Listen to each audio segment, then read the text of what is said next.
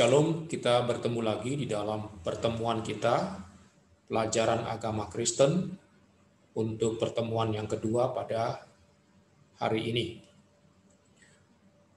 Nah, saudara-saudara, sebelum kita mulai pelajaran kita, saya mengajak kita untuk berdoa. Kita berdoa minta pertolongan Tuhan agar kita bisa memahami dan mengerti dengan baik apa yang kita boleh pelajari bersama-sama pada hari ini. Mari kita satukan hati kita berdoa. Tuhan, kami bersyukur kami masih boleh bertemu di dalam pertemuan yang kedua untuk belajar tentang kebenaran-Mu, tentang firman-Mu. Tuhan, tolong berkati kami sebagaimana Tuhan sudah memberkati pertemuan kami yang pertama.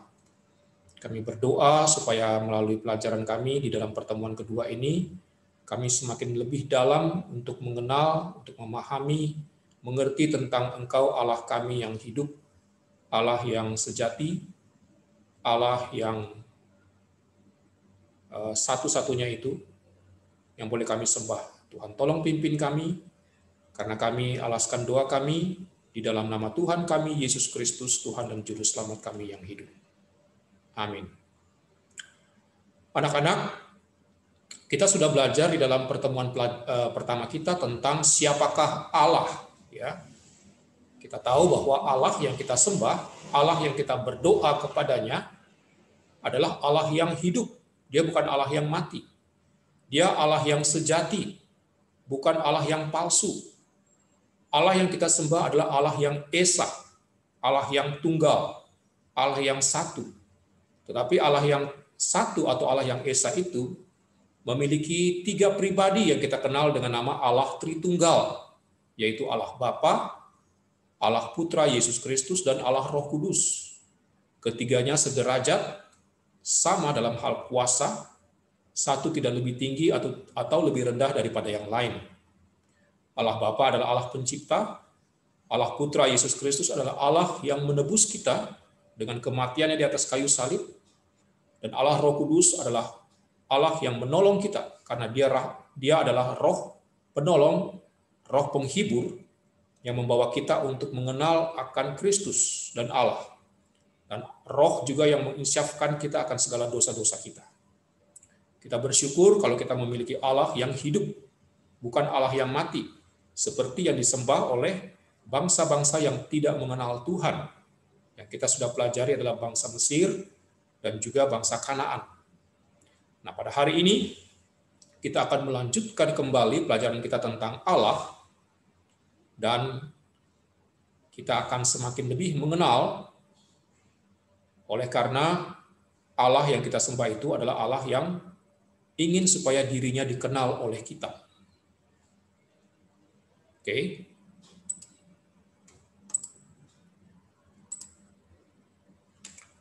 Anak-anak, mengawali pelajaran kita pada hari ini, saya ingin bertanya, apakah Allah ada? Pertanyaan ini mungkin juga diajukan oleh orang-orang di luar sana. Banyak orang-orang yang tidak percaya bahwa Allah itu ada. Mereka menjadi ateis, tidak bertuhan, tidak mengenal Allah. Nah, apakah Allah ada? Oleh karena pertanyaan ini muncul oleh karena Allah itu tidak terlihat, ya. Allah yang tidak bisa dipegang, tidak bisa diraba. Allah yang seolah-olah tidak bisa dibuktikan keberadaannya, ya. Kalau Allah-Allah orang Mesir, Allah-Allah orang Kanaan yang kita sudah pelajari dalam pertemuan kita yang pertama, itu bisa dilihat, bisa dipegang, diraba, karena mereka itu dibuat entah itu dari kayu, entah itu dari batu, entah itu dari tembaga. Orang manusia pada umumnya lebih suka dengan Allah yang seperti itu, Allah yang terlihat, yang bisa dipegang, yang bisa diraba dan sebagainya dan sebagainya. Tapi Allah yang kita sembah tidak seperti itu, ya, tidak terlihat. Nah, bagaimana kita bisa mempercayai bahwa Allah itu ada? Nanti kita akan belajar pada hari ini, ya.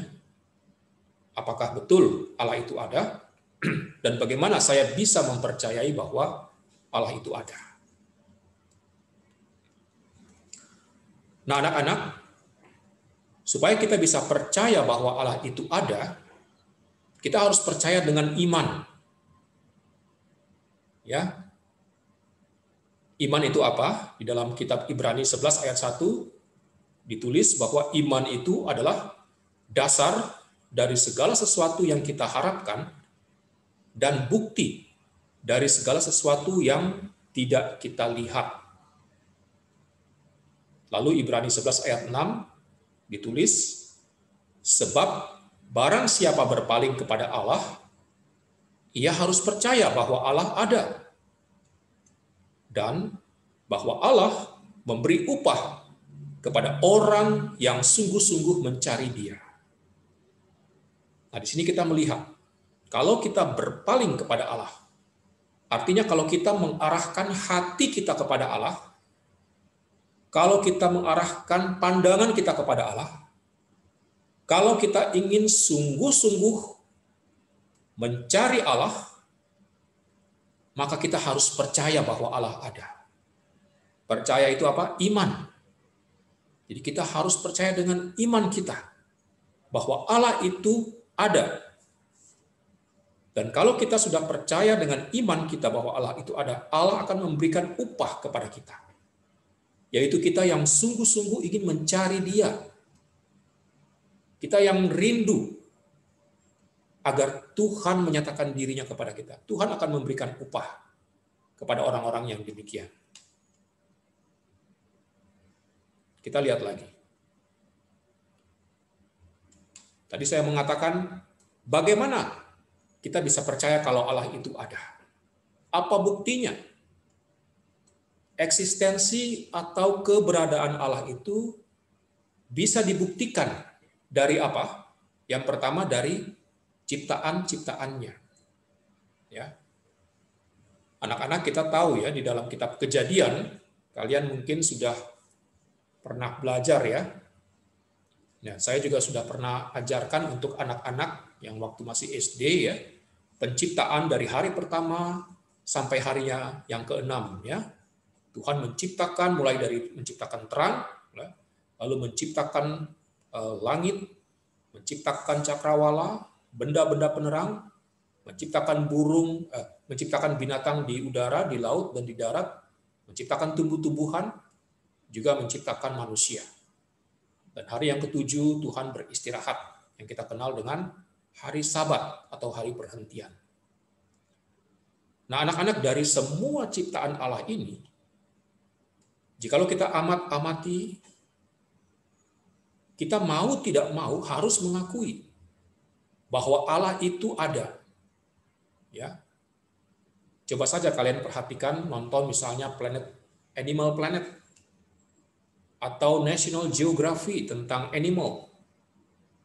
Kalian bisa lihat begitu banyak ciptaan Tuhan, binatang-binatang di darat ya misalnya, atau di udara ya, burung-burung. Saya pernah melihat satu video di mana burung-burung itu begitu banyak, mungkin sekitar ribuan atau bahkan mungkin puluhan ribu.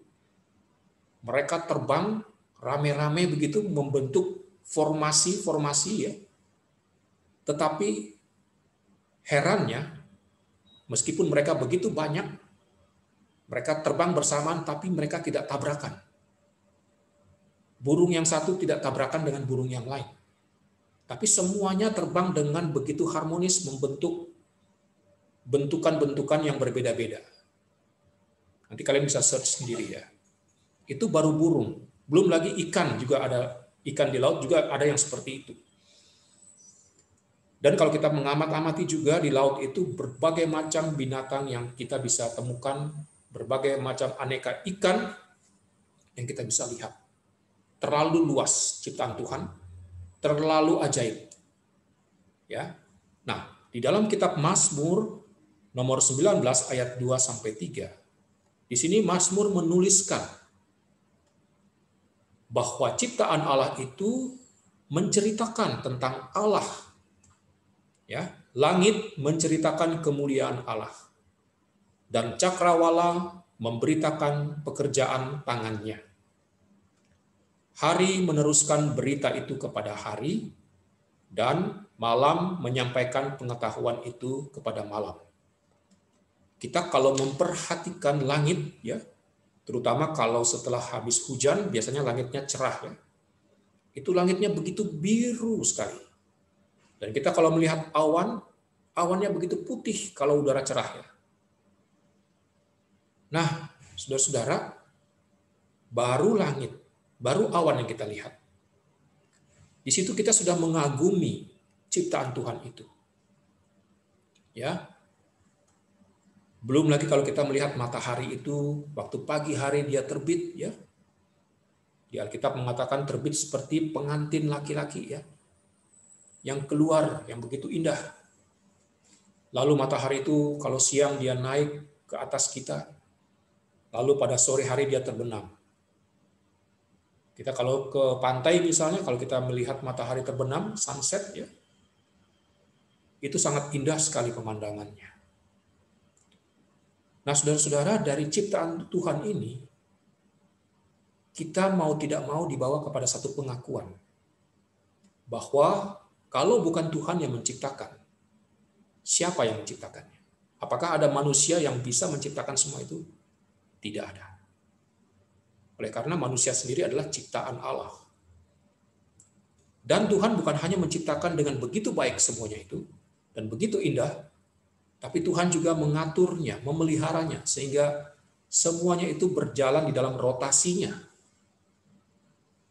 Ya. Kenapa ada pagi, kenapa ada siang, kenapa ada malam? Oleh karena bumi yang kita tinggali ini, yang bulat ini, itu berputar mengelilingi matahari. Sehingga terjadi pagi, siang, dan malam. Semua itu terjadi secara berulang-ulang, setiap hari kalau kita boleh lihat, dan tidak pernah berhenti. Ciptaan-ciptaan Allah ini mereka tidak punya suara.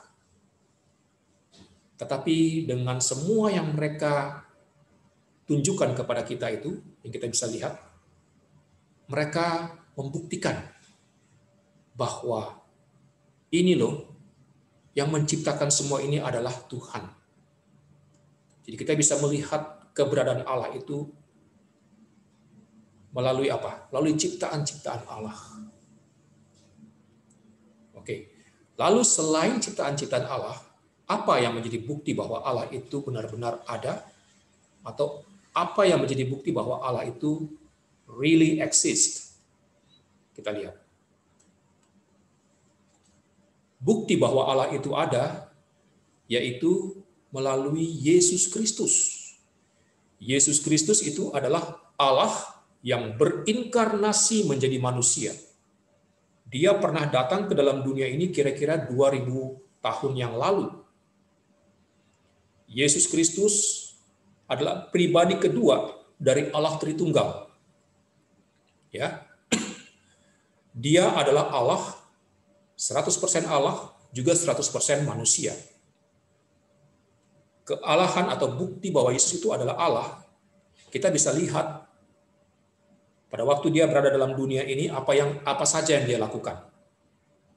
Dia menyembuhkan orang buta, menyembuhkan orang yang bisu, menyembuhkan orang yang tuli, orang yang lumpuh bisa berjalan, orang yang dirasuki setan, bahkan ribuan setan atau legion.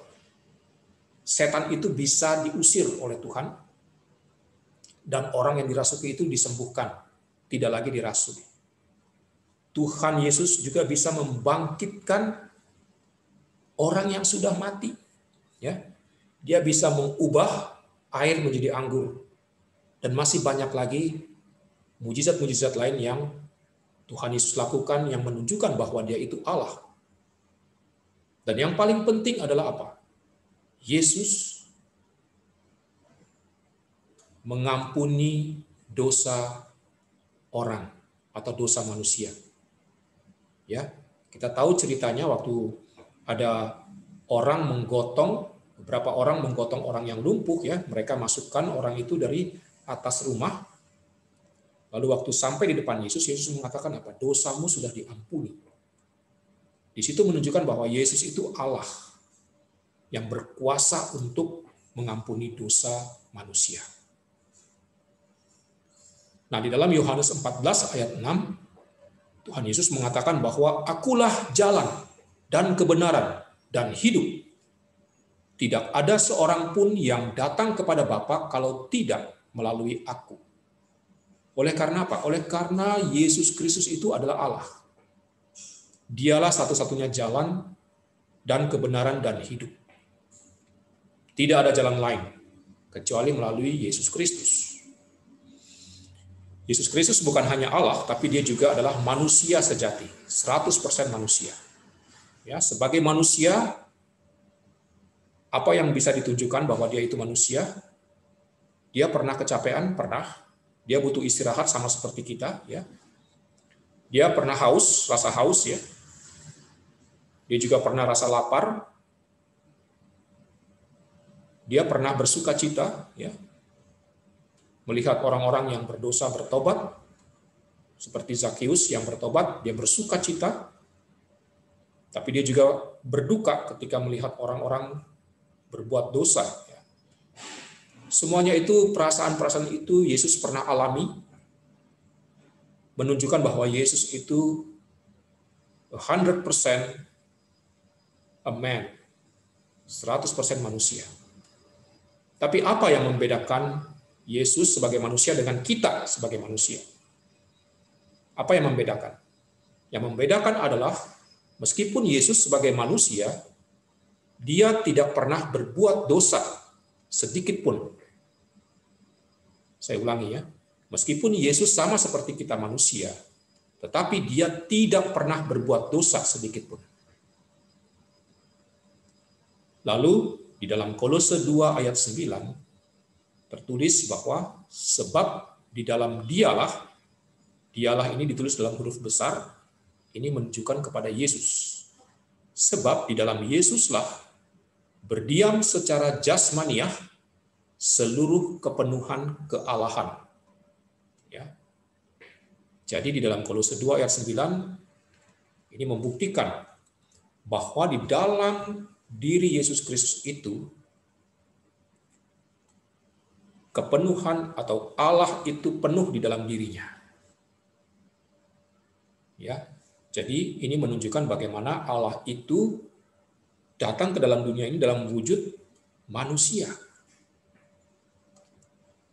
Saudara-saudara, kita sebagai manusia yang berdosa, kita tidak mungkin bisa mengenal Allah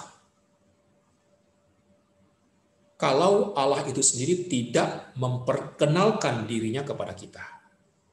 Saya ulangi, kita sebagai manusia yang berdosa tidak mungkin bisa mengenal Allah yang Maha Kudus itu kalau Allah tidak memperkenalkan atau menyatakan dirinya kepada kita.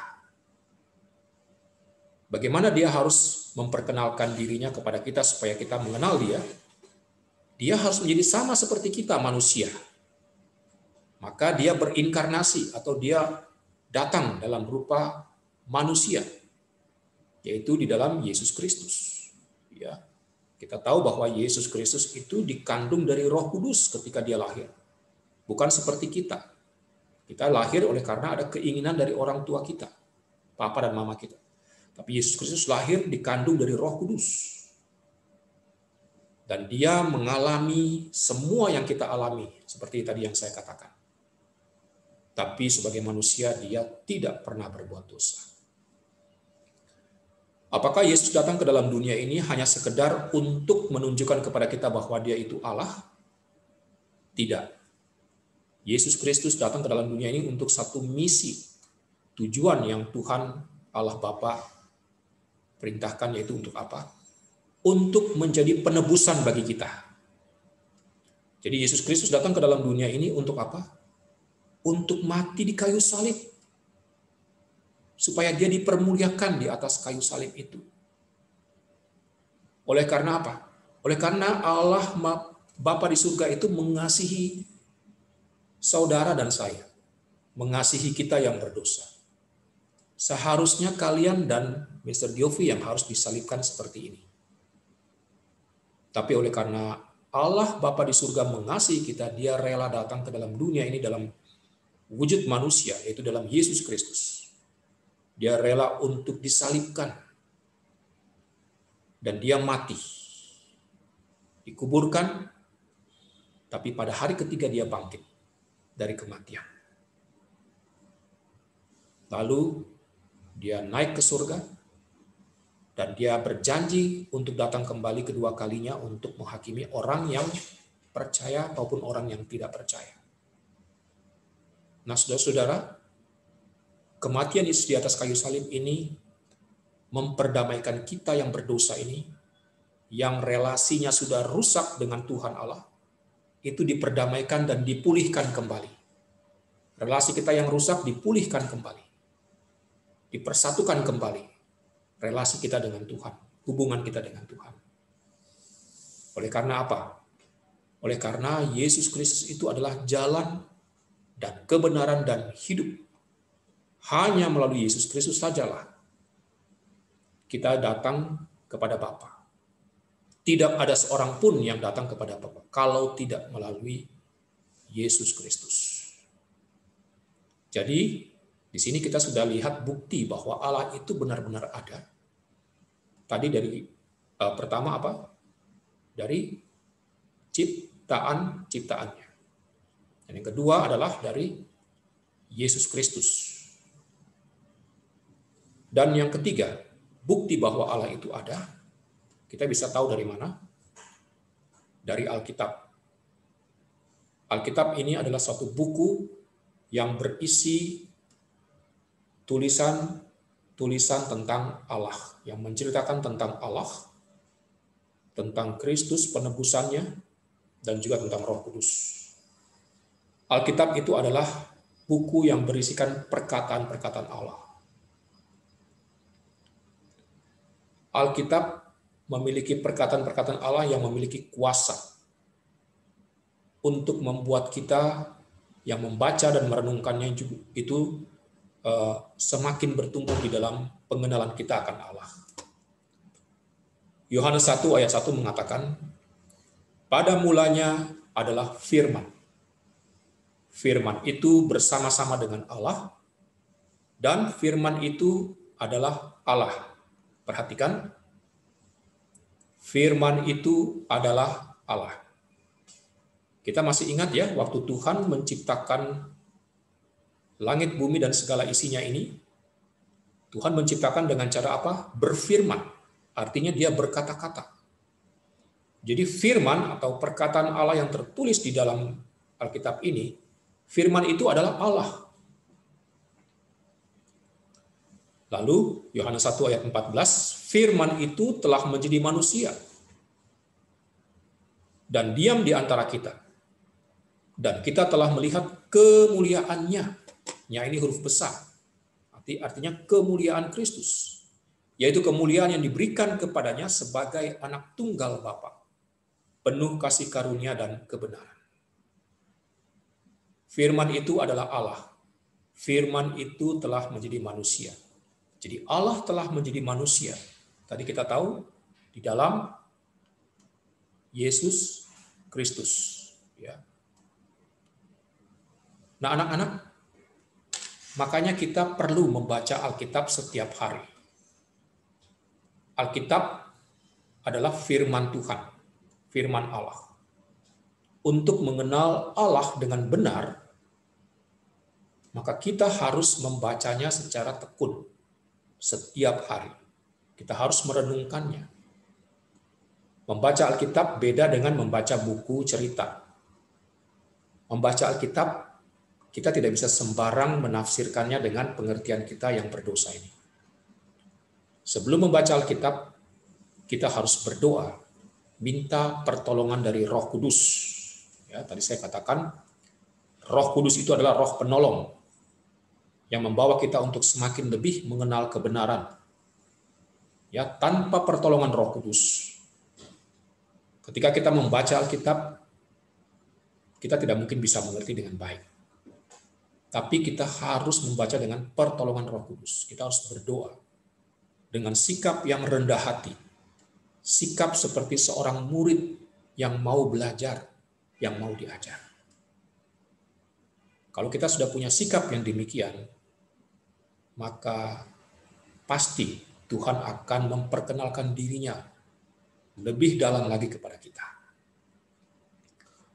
Jadi kita bisa tahu bukti bahwa Allah itu ada dari ciptaan-ciptaannya, dari Yesus Kristus yang pernah datang ke dalam dunia ini, Allah yang berinkarnasi, lalu dari firman Tuhan itu sendiri, yaitu Alkitab.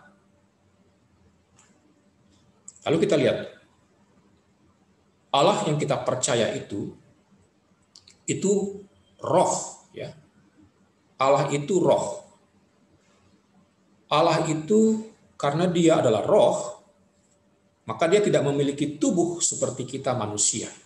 Ya, tadi di awal pertanyaannya, banyak orang yang mungkin tidak percaya bahwa Allah itu ada oleh karena Allah itu tidak terlihat. Ya karena Allah itu roh, maka memang dia tidak terlihat. Dia tidak memiliki tubuh seperti kita manusia. Kecuali melalui Yesus Kristus, ya, karena Yesus Kristus itu sendiri adalah Allah yang pernah datang ke dalam dunia ini. Tapi itu 2000 tahun yang lalu. Tapi sebelum Yesus Kristus datang, Allah itu tidak menampakkan diri seperti manusia, ya. Dan sesudah Yesus naik ke surga, pada zaman kita sekarang juga kita tidak melihat wujud Allah dalam bentuk manusia. Karena Allah itu sebenarnya Allah itu adalah roh. Dia tidak memiliki tubuh seperti kita manusia. Tapi di dalam Alkitab seringkali kita temukan bahwa Allah itu digambarkan itu seolah-olah seperti manusia. Ya, misalnya contohnya nih, Kejadian 3 ayat 8, ya. Ketika itu kan waktu manusia Adam dan Hawa mereka makan buah pengetahuan yang baik dan jahat, mereka berdosa, ya. Mereka sadar kalau mereka telanjang dan mereka takut kepada Tuhan. Jadi ketika mereka mendengar bunyi langkah Tuhan Allah yang berjalan-jalan dalam taman itu, mereka langsung sembunyi. Ya, nanti kalian baca sendiri Kejadian 3 ayat 8, ya. Tapi di sini yang saya mau jelaskan adalah ditulis langkah Tuhan Allah yang berjalan-jalan dalam taman itu. Nah, apakah langkah Tuhan Allah ini menunjukkan bahwa Allah itu punya kaki seperti kita manusia? Tidak, ya. Karena Allah itu roh. Lalu Yesaya 59 ayat 1, tangan Tuhan tidak kurang panjang untuk menyelamatkan, dan pendengarannya tidak kurang tajam untuk mendengar. Apakah berarti Tuhan punya tangan seperti kita? Apakah berarti Tuhan punya telinga seperti kita? Jawabannya tidak. Karena Allah itu roh. Lalu 2 Tawarikh 16 ayat 9, karena mata Tuhan menjelajah seluruh bumi. Kalian bisa baca kalimat selanjutnya, ya, di dalam 2 Tawarikh 16 ayat 9. Apakah ini berarti Allah punya mata seperti kita? Tidak. Matius 4 ayat 4, ada tertulis, manusia hidup bukan dari roti saja, tetapi dari setiap firman yang keluar dari mulut Allah. Apakah berarti Tuhan atau Allah memiliki mulut seperti kita? Tidak. Oleh karena Allah itu roh, dia tidak memiliki tubuh seperti kita manusia. Tapi kok kenapa di dalam Alkitab ditulis demikian? Nah, saudara-saudara, di dalam bahasa teologisnya, Alkitab atau penulis Alkitab menuliskan demikian itu dalam bentuk anthropomorphism. Ya, ini anthropomorphism itu dalam bahasa Yunani, ya, yang diambil dari kata anthropos, artinya manusia, morphe itu bentuk atau wujud. Jadi anthropomorphism itu adalah Allah digambarkan dalam bentuk manusia. Mengapa Allah digambarkan dalam bentuk manusia? Supaya kita manusia ini, yang terbatas ini, kita bisa mengerti Allah yang tidak terbatas itu dengan benar. Kalau Allah tidak digambarkan seperti kita manusia, kita sulit mengerti dan mengenal Allah. Ya, maka ditulis Allah melangkah, ya. Tangan Tuhan tidak kurang panjang, ya. Mata Tuhan menjelajah, ya. Firman keluar dari mulut Allah. Semuanya dilukiskan dalam bentuk wujud seolah-olah Allah itu seperti manusia. Supaya kita manusia ini bisa mengerti dengan baik tentang Allah. Karena apa? Karena kita punya mulut, kita punya mata, ya. Kita punya tangan, kita punya kaki. Maka Allah itu digambarkan seperti kita. Itu tujuannya supaya kita mengerti dan memahami Allah dengan baik. Oke, karena Allah itu roh, dia tidak memiliki tubuh seperti manusia, dan dia tidak dibatasi oleh apapun juga. Artinya dia itu omnipresent, maha hadir. Ya. Nah, Raja Daud menuliskan satu mazmur, yaitu nomor 139 ayat 7 sampai 10 demikian. Kemana aku dapat pergi menjauhi rohmu? Mu-nya ini huruf besar menunjukkan kepada roh Allah ya. Kemana aku dapat pergi menjauhi rohmu? Kemana aku dapat lari dari hadapanmu? Jika aku mendaki ke langit, engkau di sana. Jika aku menaruh tempat tidurku di dunia orang mati, di situ pun engkau. Jika aku terbang dengan sayap fajar dan membuat kediaman di ujung laut, juga di sana tanganmu akan menuntun aku dan tangan kananmu memegang aku. Jadi Raja Daud menuliskan puisi dari Mazmur ini, itu dia menunjukkan bahwa Allah itu tidak bisa dibatasi oleh tempat. Allah itu tidak dibatasi oleh waktu. Allah itu tidak dibatasi oleh apapun juga. Ya. Jadi Raja Daud ini dia menuliskan kalau dia mendaki ke langit atau kalau dia naik ke langit ya, langit itu di atas ya. Tuhan ada di sana. Kalau dia menaruh tempat tidur di dunia orang mati, Tuhan juga di situ. Kita tahu kalau orang sudah mati itu harus dikubur. Sebelum dikubur, tanah harus digali kira-kira 10 meter dalamnya. Baru peti mati dimasukkan ke dalam tanah itu baru dikubur. Jadi Daud kalau dia menulis kalau seandainya dia turun ke dalam dunia orang mati, artinya kalau dia turun di bawah bumi, maka Tuhan juga ada di sana. Jadi entah kalau dia di langit di atas, entah kalau dia turun ke bumi di bawah, Allah ada di sana. Dan kalau seandainya dia juga bisa terbang seperti burung ya, lalu dia terbang ke ujung laut, Tuhan juga ada di sana. Jadi tidak ada batasan yang bisa membatasi kehadiran Allah, karena Dia Maha Hadir.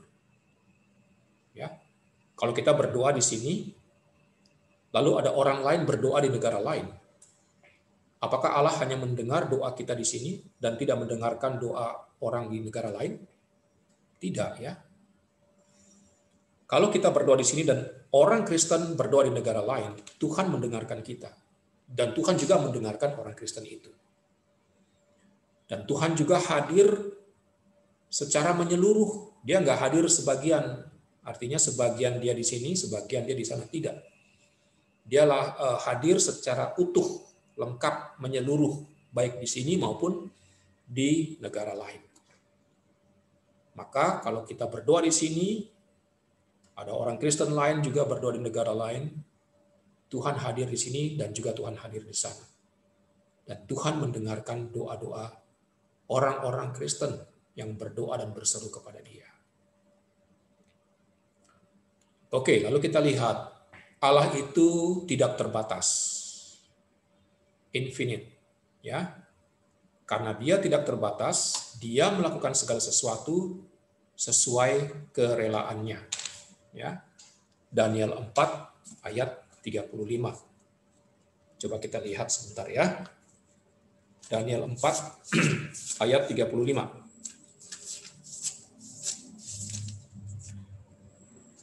Daniel 4 ayat 35 di sini tertulis, semua penduduk bumi dianggap remeh. Ia berbuat menurut kehendaknya terhadap bala tentara langit dan penduduk bumi. Dan tidak ada seorang pun yang dapat menolak tangannya dengan berkata kepadanya, apa yang kau buat?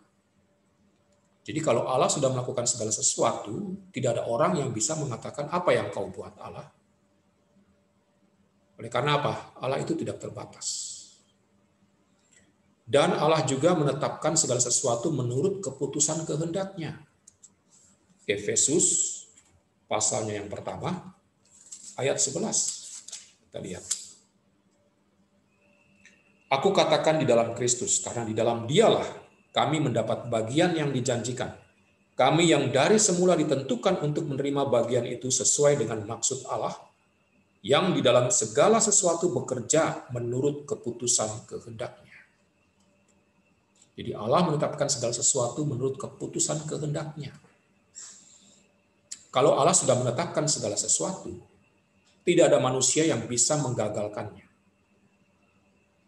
Tidak ada manusia yang bisa mengubahnya. Ya, saya kasih contoh ya, kalau misalnya Allah sudah menetapkan agar dunia ini atau bumi yang kita tinggali ini berputar mengelilingi matahari, sehingga kita bisa merasakan atau kita bisa melihat terjadi pagi, siang, sore, dan malam. Atau kita yang tinggal di Indonesia bisa mengalami musim hujan dan juga musim kemarau. Atau di luar negeri juga ada musim salju, musim gugur, dan musim semi.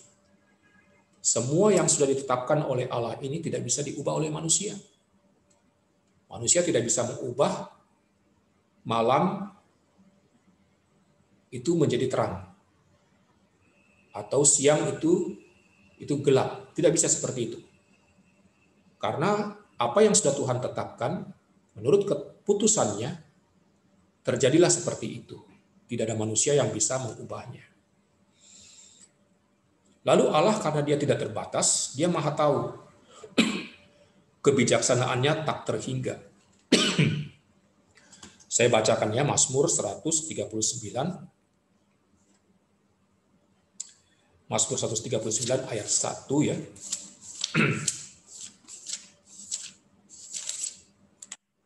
Tuhan, Engkau menyelidiki dan mengenal aku. Engkau mengetahui kalau aku duduk atau berdiri. Engkau mengerti pikiranku dari jauh. Engkau memeriksa aku kalau aku berjalan dan berbaring. Segala jalanku Kau maklumi. Sebab sebelum lidahku mengeluarkan perkataan sesungguhnya, semuanya telah Kau ketahui ya Tuhan. Dari belakang dan dari depan Engkau mengurung aku, dan Engkau menaruh tangan-Mu ke atasku. Terlalu ajaib bagiku pengetahuan itu. Terlalu tinggi, tidak sanggup aku mencapainya. Nah, kalian bisa baca lagi Mazmur 147 ayat 5, Roma 11 ayat 34. Jadi karena Allah Maha Tahu, kebijaksanaannya tak terhingga. Ya. Anak-anak, tidak ada satu perkara yang kita bisa sembunyikan dari hadapan Tuhan. Ya, tadi saya sudah baca, sebelum satu perkataan kita ucapkan, Tuhan sudah tahu. Ya, Tuhan tahu apa yang kita pikirkan.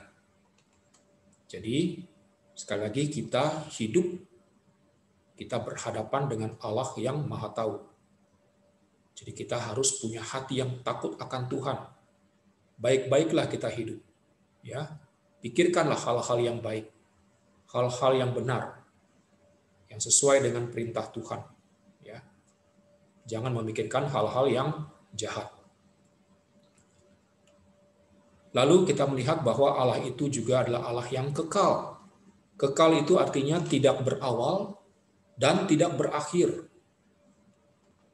Mazmur 90 ayat 2, sebelum gunung-gunung dilahirkan dan bumi dan dunia diperanakan, bahkan dari selama-lamanya sampai selama-lamanya Engkaulah Allah.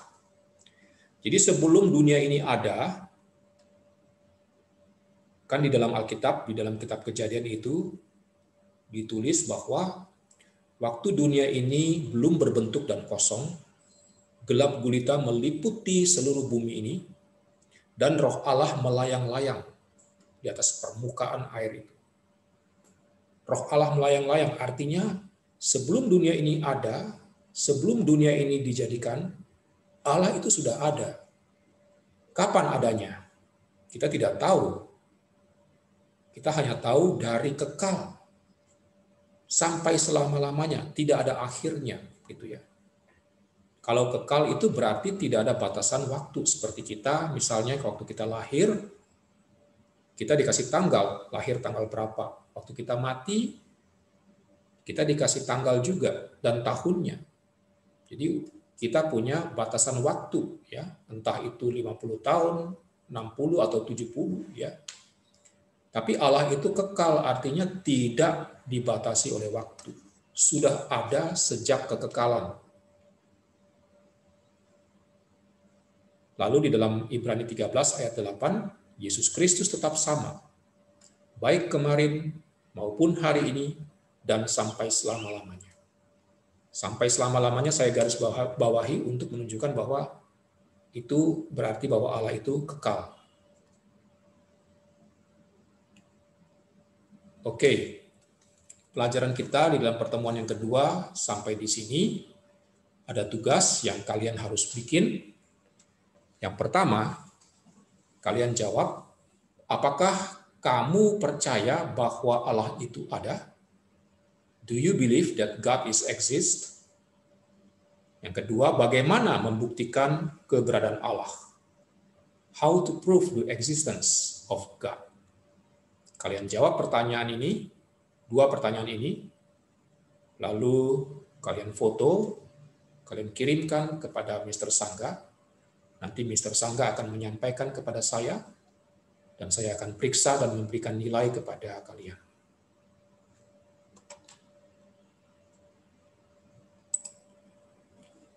Oke, saudara-saudara, pelajaran kita dalam pertemuan yang kedua sampai di sini.